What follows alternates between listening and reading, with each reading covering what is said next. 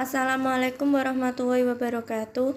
Perkenalkan, nama saya Wina Oktavia dari kelas AE, NIM 1911200002261. Di sini saya akan mempresentasikan tentang SAK etap ekuitas. Pengertian ekuitas. Ekuitas adalah hak sisa terhadap aktiva suatu entitas setelah dikurangi hutang. Dari definisi tersebut dapat dikatakan bahwa dua karakteristik ekuitas adalah sebagai berikut. 1. Ekuitas sama dengan aktiva neto, yaitu selisih antara aktiva perusahaan dengan hutang perusahaan. 2. Ekuitas dapat bertambah atau berkurang karena kenaikan atau penurunan aktiva neto, baik yang berasal dari sumber bukan pemilik, pendapatan dan biaya, maupun investasi oleh pemilik atau distribusi kepada pemilik. Ruang lingkup ekuitas. Ekuitas sebagai bagian hak pemilik dalam entitas harus dilaporkan sedemikian rupa sehingga memberikan informasi mengenai sumbernya secara jelas dan disajikan sesuai dengan peraturan perundangan dan akta pendirian yang berlaku. Bentuk hukum entitas dan ekuitas adalah sebagai berikut. 1. Entitas perorangan. 2. Persekutuan perdata. 3. Firma. 4. CV. 5. Perseroan terbatas. 6. Koperasi. Klasifikasi instrumen keuangan. Kewajiban. Klasifikasi instrumen keuangan ditentukan berdasarkan substansi pengakuan awal transaksi.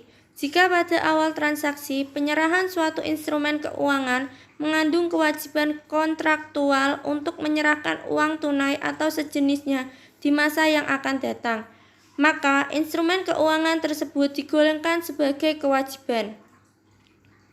Ekuitas. Jika pemegang instrumen keuangan tak mempunyai hak keuangan masa depan pada penerbit instrumen, namun berhak secara proporsional atas dividen atau distribusi berlandaskan ekuitas, maka instrumen tersebut digolongkan sebagai ekuitas. Instrumen keuangan yang tidak mengandung pemaksaan pelaksanaan kewajiban keuangan pada saat entitas dalam kondisi kurang menggembirakan digolongkan sebagai ekuitas. Akuntansi ekuitas dan entitas. Akuntansi ekuitas untuk badan usaha bukan PT harus dilaporkan sesuai dengan peraturan perundangan yang berlaku untuk badan usaha tersebut dan standar akuntansi keuangan yang berlaku khusus untuk industri yang bersangkutan.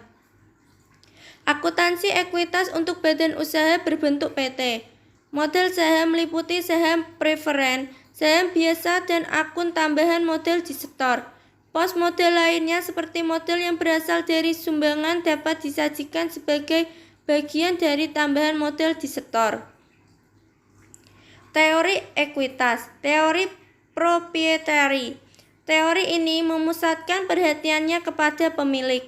Jadi, dalam akuntansi, tujuan perusahaan, jenis modal, makna rekening, dan lain-lain semuanya dilihat dari sudut pandang pemilik. Dengan demikian, tujuan perusahaan adalah meningkatkan kemakmuran pemilik.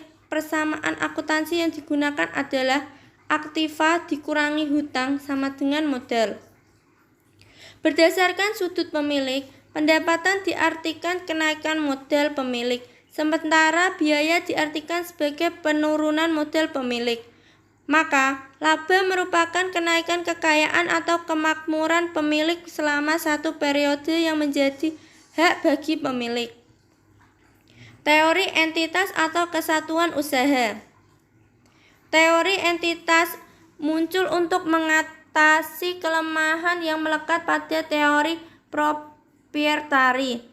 Kenyataan menunjukkan bahwa perkembangan kegiatan usaha menyebabkan perusahaan menjadi unit usaha yang berdiri sendiri terpisah dari identitas pemilik. Hal ini berarti terdapat pemisah antara kepentingan pribadi pemilik dengan kepentingan perusahaan. Perusahaan dianggap bertindak atas nama dan kepentingan sendiri terpisah dari pemilik. Persamaan akuntansi yang digunakan adalah aktiva sama dengan hutang sama dengan modal atau aktiva sama dengan modal. Teori ekuitas residual merupakan pandangan antara teori proprietari dan teori entitas.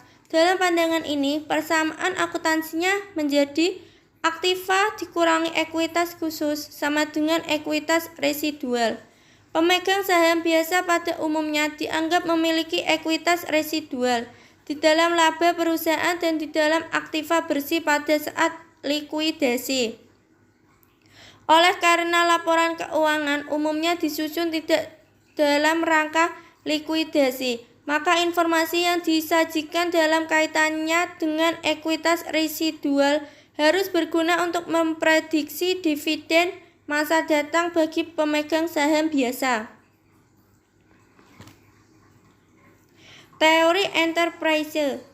Di dalam teori entitas perusahaan dipandang sebagai unit ekonomi terpisah yang dioperasikan dalam rangka memberikan manfaat bagi pemegang saham.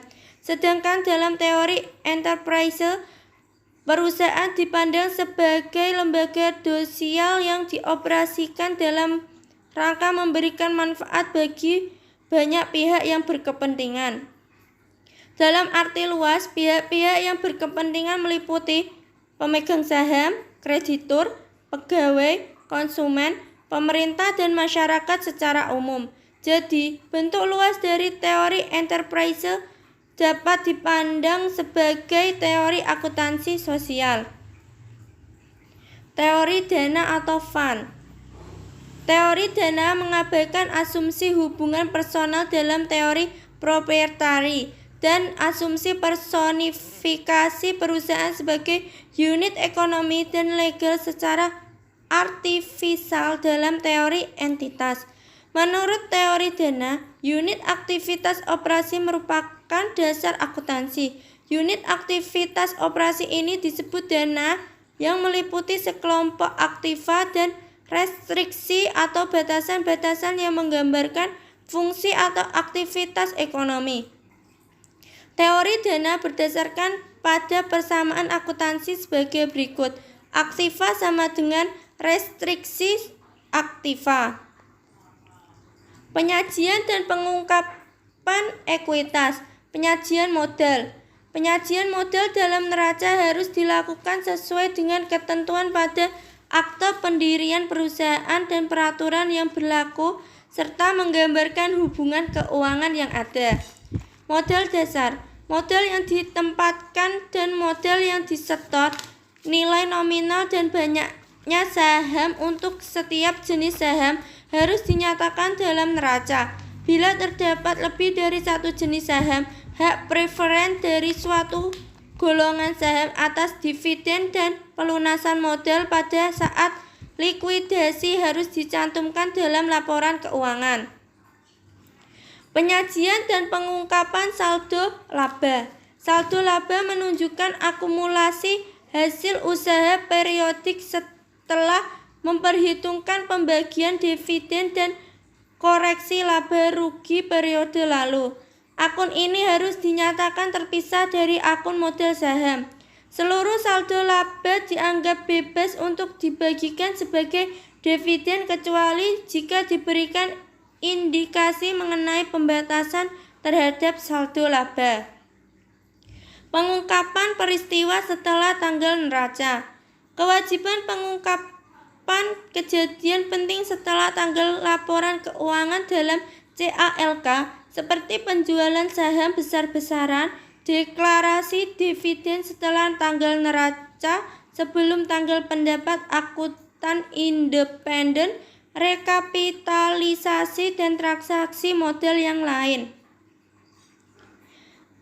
Sekian dan terima kasih.